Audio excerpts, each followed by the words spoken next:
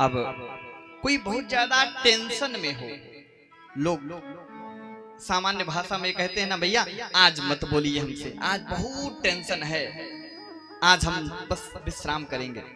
तो कहा यदि टेंशन से मुक्त होना है उसके लिए भी क्रम बतलाया गया। उस समय आपको क्या करना है?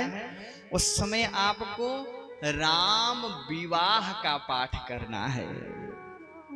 सिय रघुबीर विवाह जे सप्रेम गावहि सुनहि, तिन कहूँ सदा उछाह सर्वदा सुख पावहि।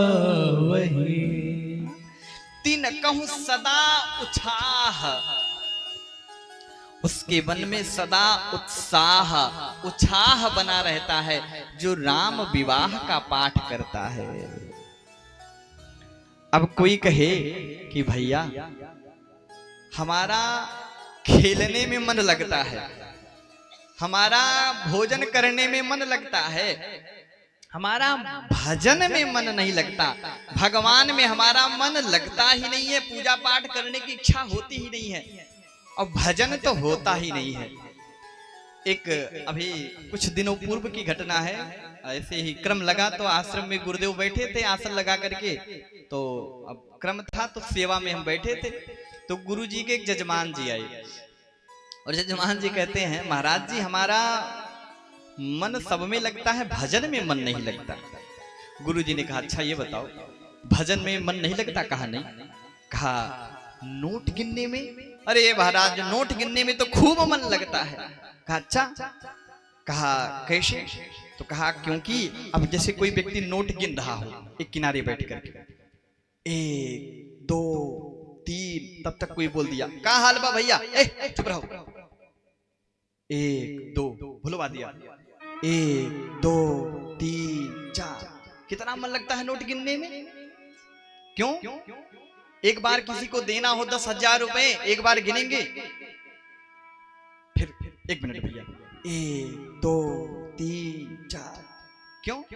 क्योंकि भय इस बात का है कहीं 10,000 में एक नोट ज्यादा ना चला जाए और अगले वाले व्यक्ति को हम ज्यादा रुपए दे दें। क्यों? नोट गिनने में क्यों मन लग रहा है? क्योंकि वहां आपको भय है कि कहीं ज्यादा ना चला जाए। भजन में क्यों नहीं भय है लगता, मन लगता? क्योंकि आपको भगवान से भय नहीं लगता। लेकिन भैया यदि भगवान में आपका मन नहीं लग रहा है तो आपको क्या करना है? कहा उस समय आपको भरत चरित्र का पाठ करना है।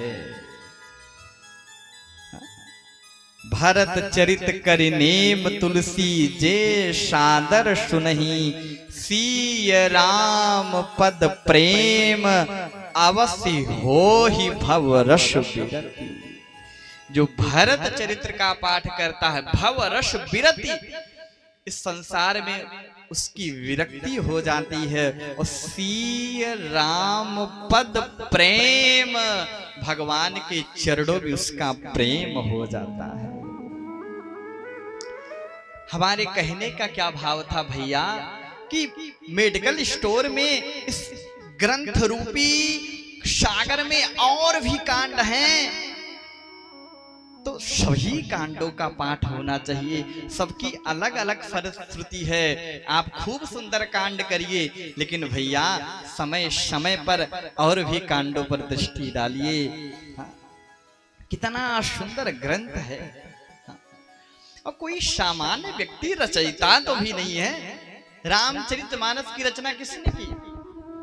सब लोग यही कहेंगे गोस्वामी श्री तुलसीदास जी ने।